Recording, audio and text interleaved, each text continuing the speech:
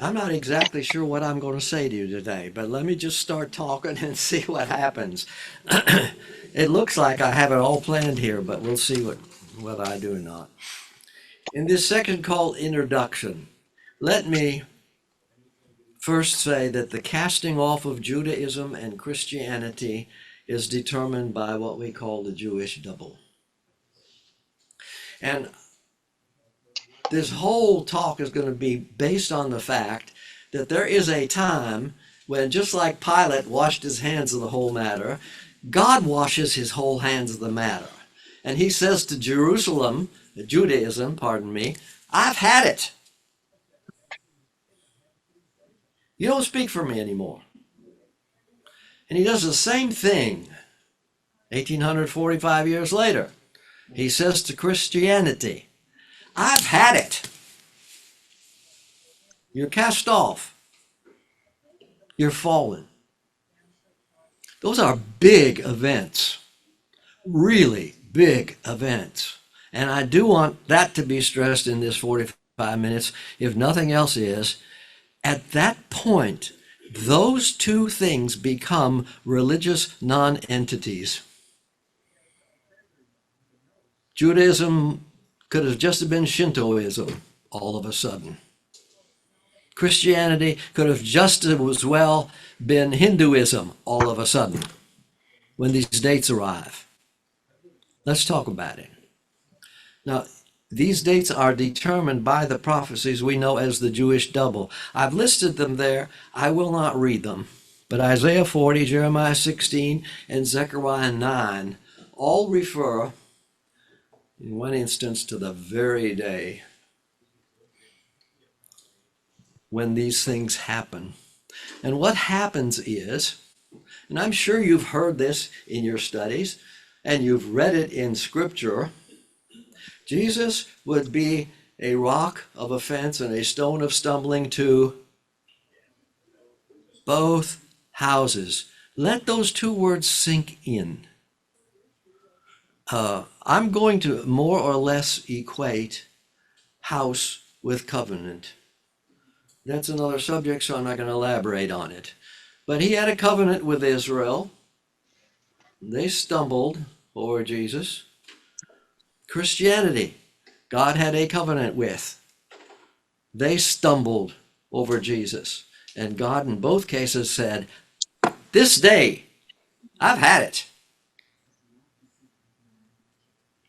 Okay, now I'm going to read the three texts up right under the title because they at least will give you the dramatic moment.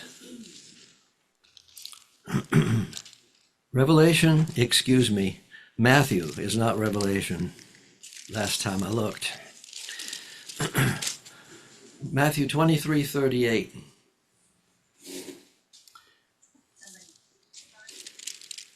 Behold. Don't underestimate that word just because it's all over the place. It's a very important word. In our study of Revelation, we just constantly realize that at that point, God says, stop, look, and listen. Something rather important is about to be said here. This is not your average keep on reading. Behold, your house is being left to you desolate, empty. Revelation 14:8.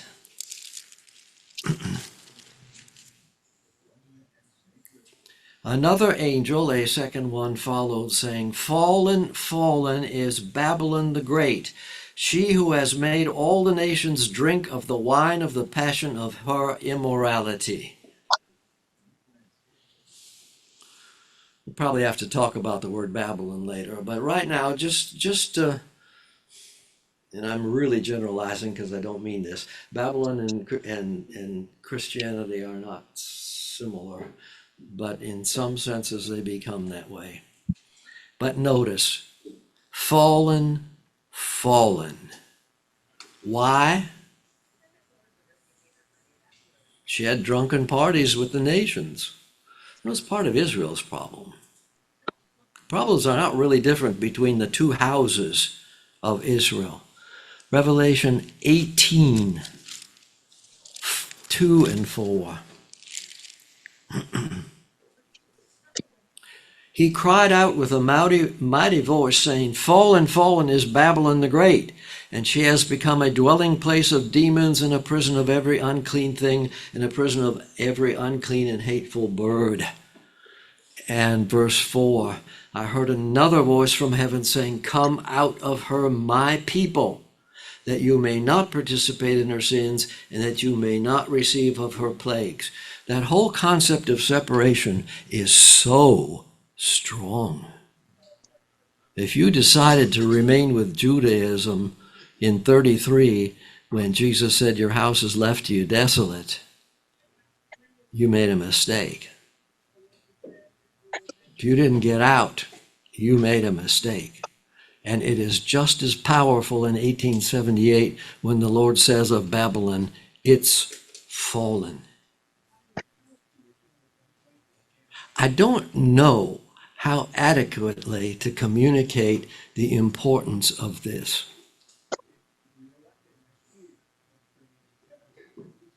You know, you may know brethren who do say, well, there's not a lot of nice people there. Oh, that particular denomination is nicer and closer to the truth than the others. And hogwash!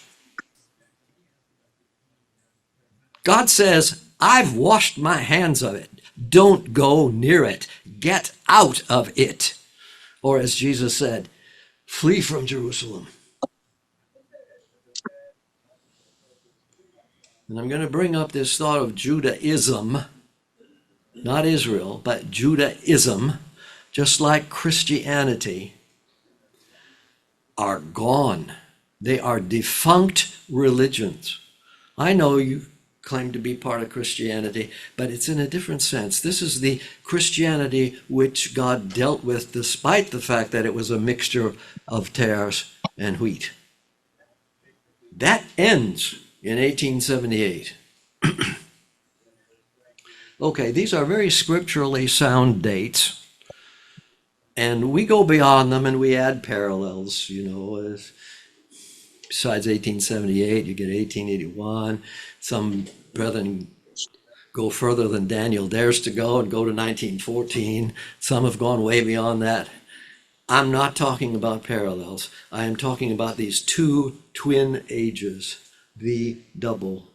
Forget parallels now. Just wipe them out of your head. 1845 years, Judaism is my voice. 1845 years, Christianity is my voice.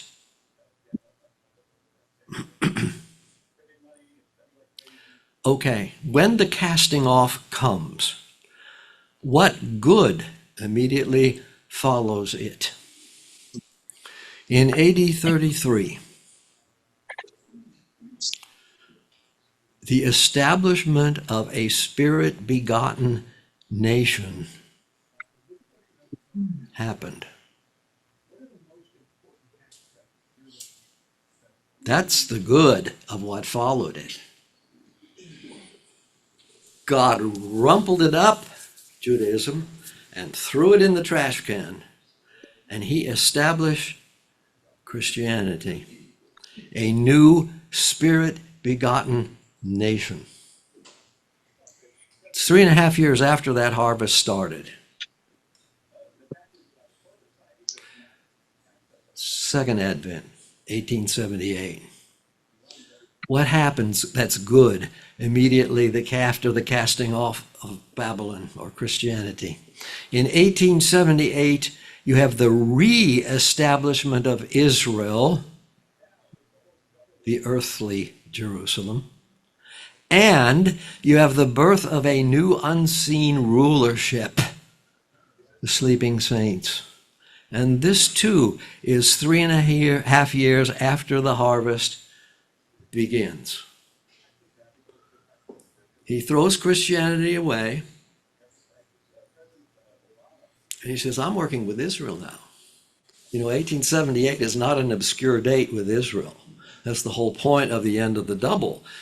The double was disfavor. So what happens after disfavor? Favor. Yes. So what happens after he throws Christianity away? He says, now, whether you can see it or not, the voice of Israel is the earthly thing that is now begun. He is setting Israel up to be the visible part of the heavenly kingdom in 1878. Auspicious date. And at the same moment, because it's the same kingdom, he takes all of those from Christianity who have been faithful and he exalts them in the first resurrection. The spiritual part of that same new kingdom. So just as when Judaism was thrown off, he started a spirit-begotten nation, when Christianity is thrown away, he starts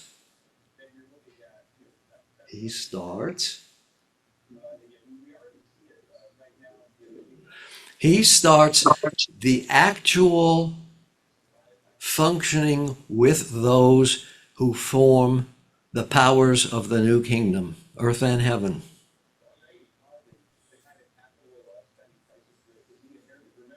Okay, why does he wait until 3.5 years after the reign begins? Let me look at Matthew 24:43 with you in the margin. And this is not the only text that does this. There's a couple others. But the marginal translation is correct. Be sure of this, that if the head of the house, that's Satan, had known at what time of night the thief was coming, that's 1874, he would have been on the alert and would not have allowed his house to be, margin, dug through.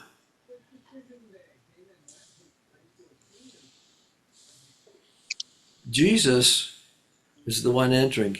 He's not like a thief who breaks the window, unlocks the lock, and goes in and takes your Rolex watch.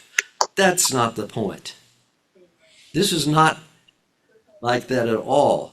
If Satan had known at what time Jesus was coming, he would have been on the alert and would not have allowed his house. Very similar to house with God, a covenant arrangement. It is Satan's world. It's his house. And Jesus is not entering it to steal Satan's Rolex. Jesus is entering it like a horde of termites. This marginal translation is correct. Dug through. For 3.5 years, Jesus is nibbling on the rafters of Satan's order. I doubt Satan even knew it. But that's one reason he didn't raise the sleeping saints at that point, because the sleeping saints would have been in the earth's atmosphere with Jesus, and Satan would have said, 100,000 besides Jesus. And he would have taken erratic actions that would have slowed the plan down. So there is a reason for the 3.5 year delay. It's for the termites to work. Now, what bad is eliminated at each casting off date? Again, 3.5 years after a new age begins. But what's bad that's eliminated? The virtual worthlessness of formerly favored arrangements.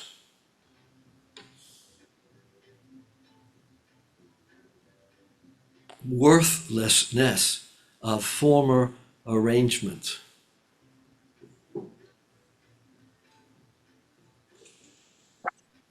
Judaism, only reason it went beyond 33 to 36 based on the Daniel 70-week prophecy is because God was dealing with the valuable parts, not with the part he's throwing away. The same thing happens at the second advent. The reason between 78 and 81 It's because God's still dealing with the valuable parts of the old arrangement. But the arrangement itself is null and void and putrid, abominable. Mm. Sister Suzanne defined that for me in one of our studies. Brother David, do you know what abominable means? I said, what? She means it stinks. I love that.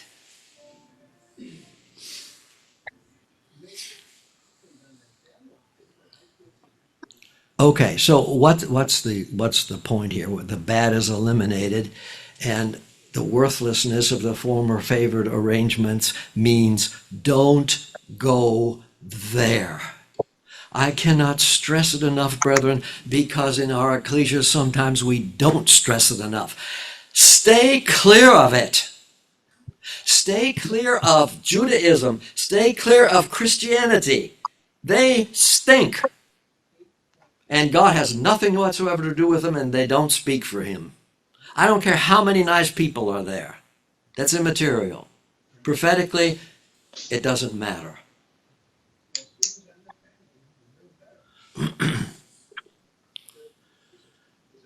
Okay. Well, the fact is they are cast off, but each one remains irritatingly around. They aren't gone.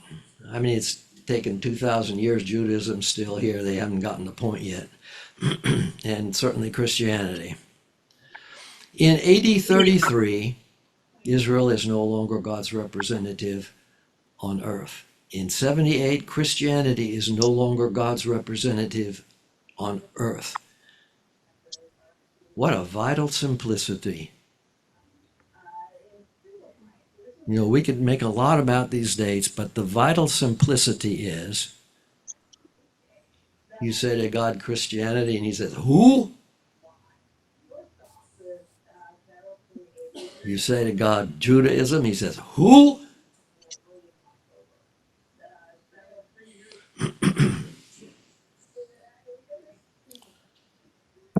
Now, the point of Christianity for 1845 years was for the selection of the bride.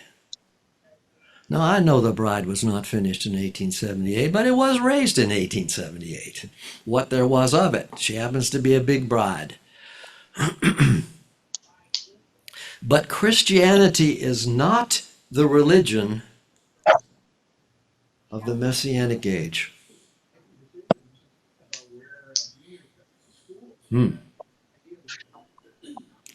Brother Edwinski's looking at me like, what? What? Christianity is not the religion of the Messianic age. Christianity was the religion for the development of the bride. The religion of the millennial age doesn't even have a name yet that I know of, but it's going to be that new covenant that is for the whole age being mediated. Won't be Judaism, won't be Christianity.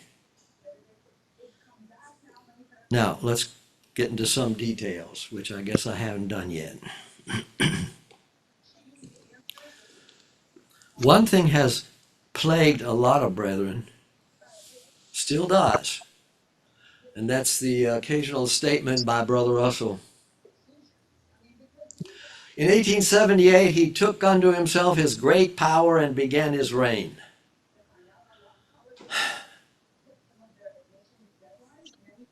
I don't think that expresses it clearly.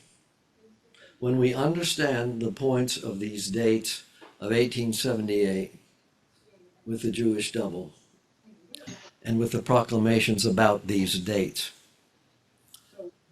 What happened at the first advent was not that Jesus became king of Israel in 33. It's that he presented or announced himself as king. In 1878, Jesus doesn't begin his reign. It's already begun. He's been undermining 3.5 years with his horde of termites. But But in 1878, he announces his reign.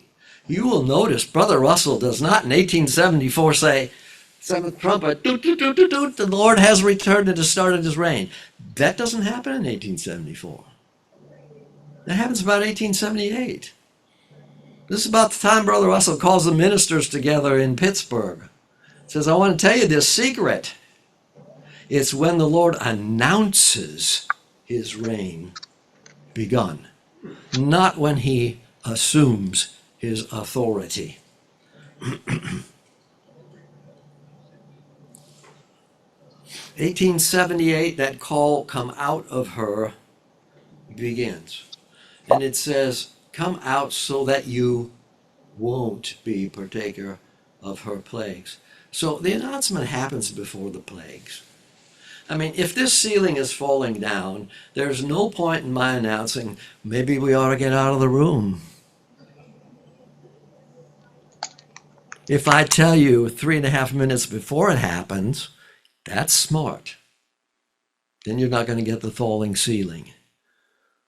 So it does say, come out of her, because plagues are coming on her, future from that time.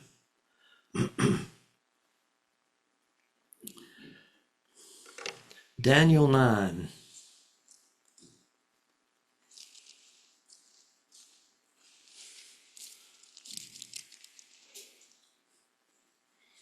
Why do I have, oh, never mind.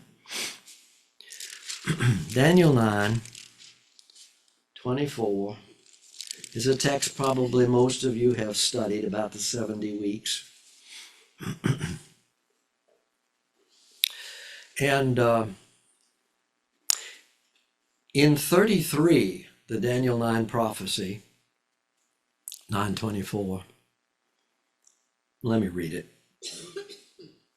70 weeks have been decreed for your people, that's Israel, and your holy city, that's Jerusalem, to finish the transgression, to make an end of sin, to bring atonement for iniquity, to bring in everlasting righteousness, to seal up the vision and prophecy.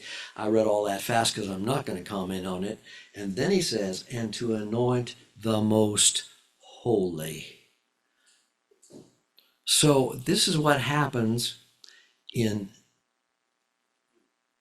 33 to 36, that 3.5 years. The remnant of the Jewish age become Christians.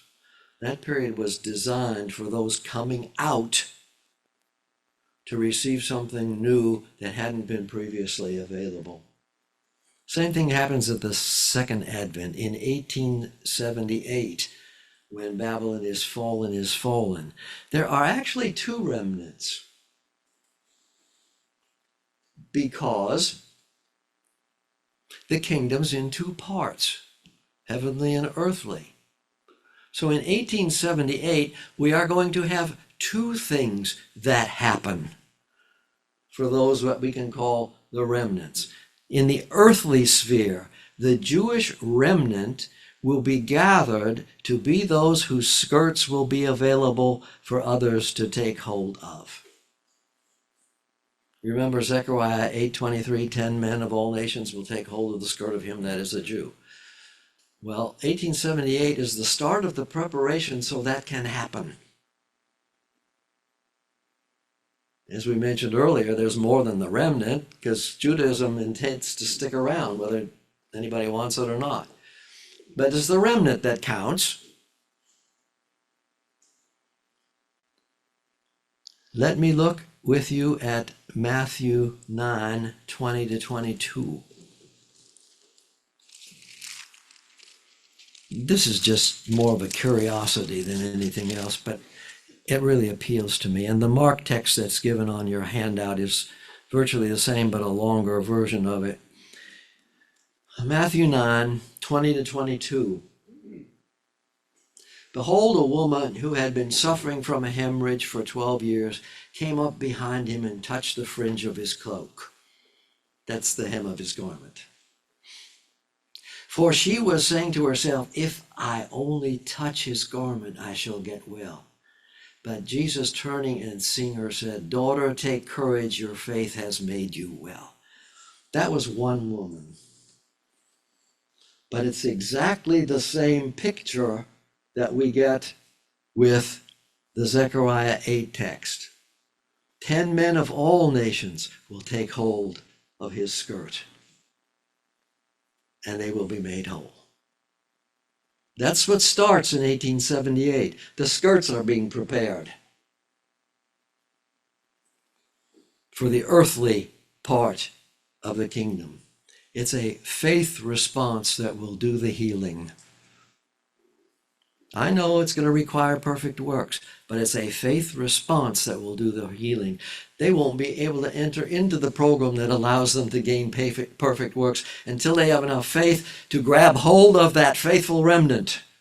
That faithful remnant is one of the two remnants that come into existence starting in 1878. The other is heavenly. In the parable of wheat and tares, the church remnant starts going into the barn or the rulership position. Okay, now, next page.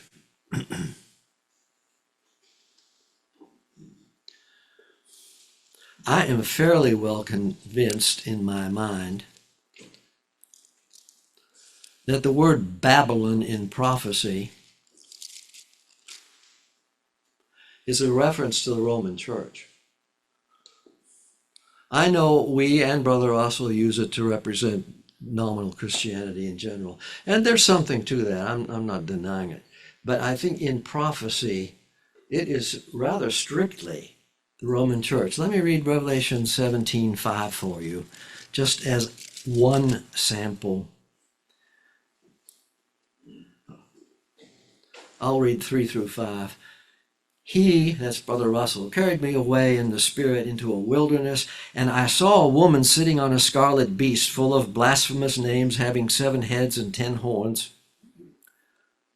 And the woman, the Roman Church, was clothed in purple and scarlet and adorned with gold and precious stones and pearls, having in her hand a gold cup full of abominations and of the unclean things of her immorality.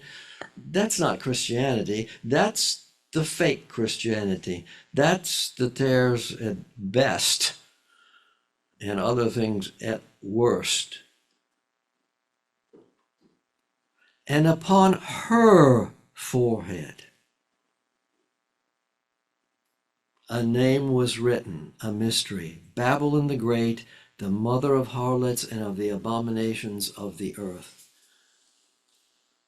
Now that's not speaking about Christianity. That is speaking about that portion of Christianity that for most of its history was the Roman Church. And so I think in prophecy, Babylon, when you really want to get explicit and implicit, is Rome. Not Rome and denominational Christianity, just plain old Rome, because it is the part that represents everything that's wrong with Christianity. It represents the thing that made God upset with Christianity.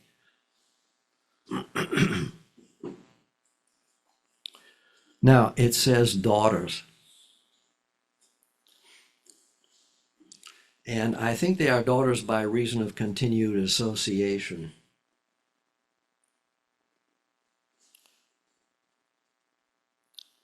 The mother of harlots. There's two kinds of harlotry in scripture prophecy. One is church and state. That's what we usually think of, and that's the Roman Church, without question. Then there is the harlotry where you can't tell the difference, or you don't care to tell the difference between the sacred and the profane. And I think this is the kind that's being talked about here for those who are daughters. In other words, those that have taken on the genetic characteristics of their mother are those who love to mix the sacred with the profane. It's not that they are other church states. It's that they can't get away from the fact that, yeah, I want a little pleasure on this side, and yeah, a little belief on this side. And that's what makes them daughters. And that's what makes them harlots. Not harlots in church state sense, but harlots in mixing the flesh with the spirit sense.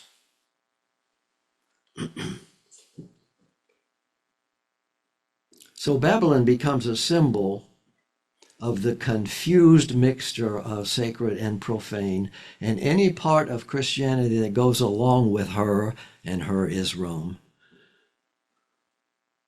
Not necessarily in church state, but in mixing the pleasurable with the spiritual, become daughters.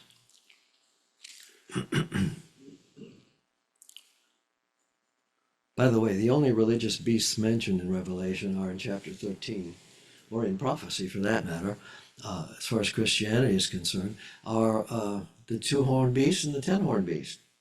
Rome and Anglicanism, that's it. Protestantism is never called beasts. Just a curiosity in case you happen to be studying the Philadelphia church. I don't know whether you've ever noticed it. It's the church that has no criticism. All the others have something said bad about them. Philadelphia has no criticism. It's the time of the rise of Protestantism. The Lord is so pleased with Protestantism. And all of a sudden, when 1878 comes along, he isn't going to say, I don't like you anymore. He obviously doesn't like that part of Protestantism that went astray because they become daughters. But the Lord does not criticize the growth of the Protestant church. It doesn't happen. I'm not saying that they aren't wheat and tares still mixed. They are. But the Lord was pleased that they would search for truth. If they felt locked in, they'd go and do a new denomination. And if that didn't satisfy them, they'd go and do another new denomination. There is no criticism of Protestantism in the Philadelphia church. Not one word.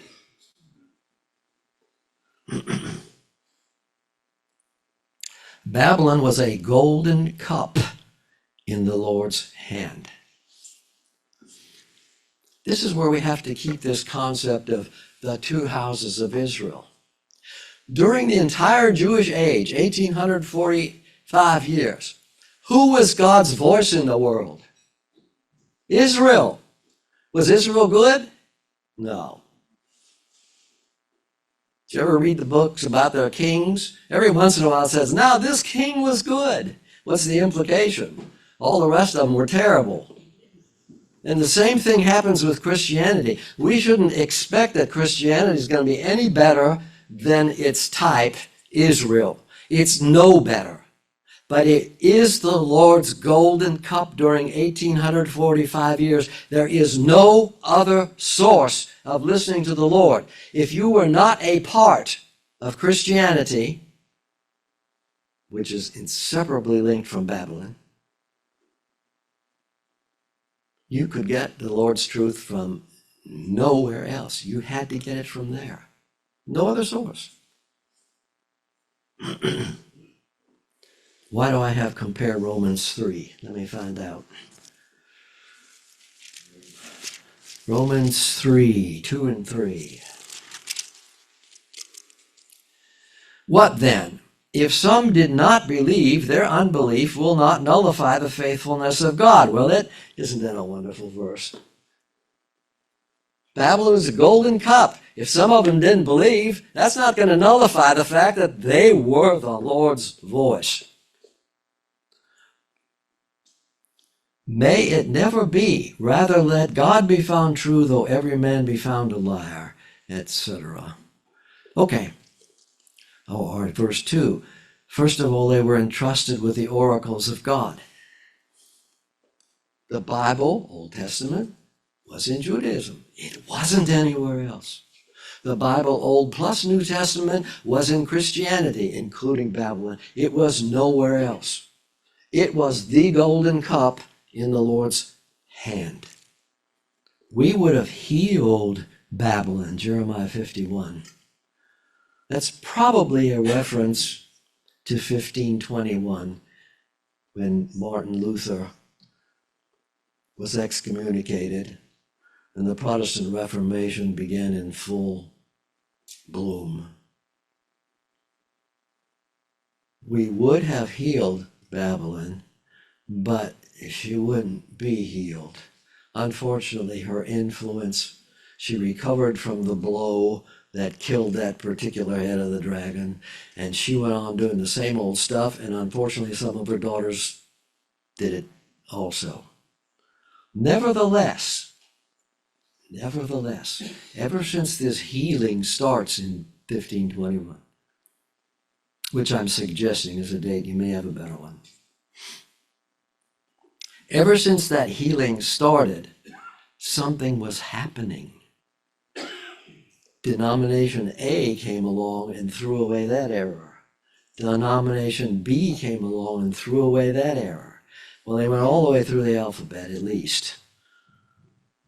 By the time you get to 1846, the sanctuary was cleansed. Every error had been exposed. This is before Brother Russell.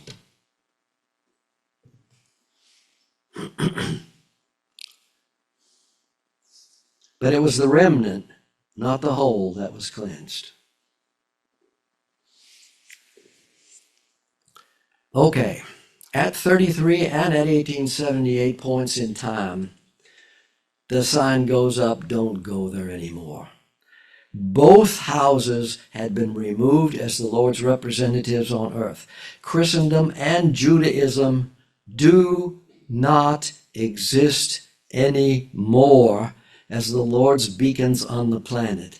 I don't care how much the Pope paints his face. I don't care how much so-and-so reverend on the TV tells you how wonderful you are. It's all trash, and the Lord doesn't listen to it, and it's not his voice. But they do exist in actuality, and they need to be eliminated. That's the part of prophecy we have yet to watch. Both will be eliminated by Ezekiel 38 and 39. In Judaism, the Lord will purge out the rebels. Nobody will be hanging on to Judaism anymore. In Ezekiel 38 and 39, Christianity will be destroyed. The grapes will have been thrown into the wine vat, the last feature of the harvest, etc. The wine vat will be trodden outside the city of Babylon. It'll be trodden in Israel.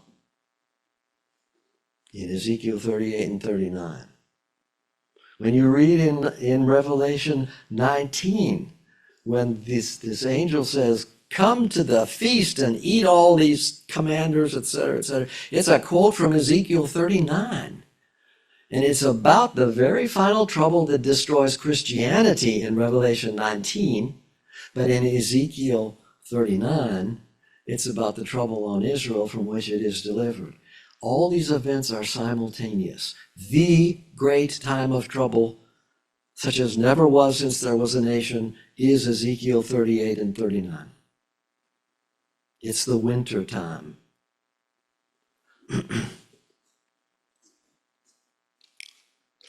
Both were lights among the nations during their 1845-year parallels. 1878 marks the beginning of the binding of tares, Matthew 13:30. The burning of tares awaits Ezekiel 38 and 39.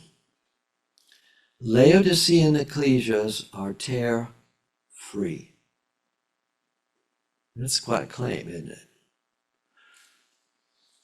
But there's a reason for that. Most of you are not old enough, like I am, to have spoken to brethren who knew Brother Russell. I mean, I cannot count on hands and toes the number of brethren that knew Brother Russell, were in his presence, and I've talked to those brethren. To a person, they said, when Brother Russell met you the first time, just about the first question he asked is, are you consecrated? And this is why there are no tares in Laodicean ecclesias, because for the first time since Ephesus probably, we distinguish between the consecrated and the unconsecrated.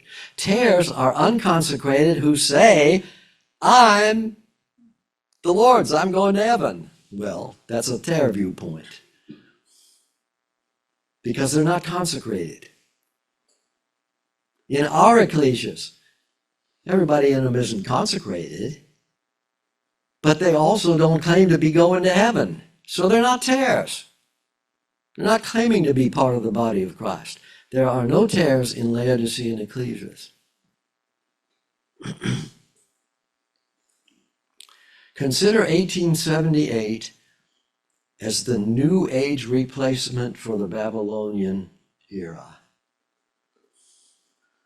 Babylon means mixture and confusion. 1878 was the replacement for mixture and confusion. 1874 to 78 is the lay-hold period of Revelation 20.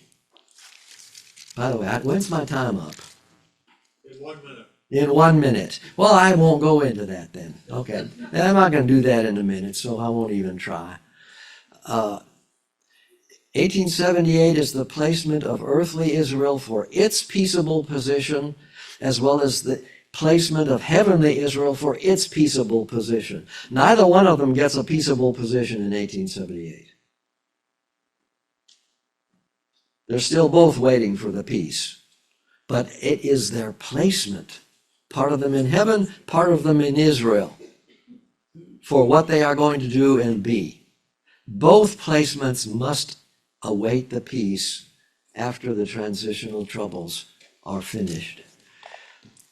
Okay, I probably would have liked to have said more, but I'm not a 45-minute kind of guy. Lord bless you richly.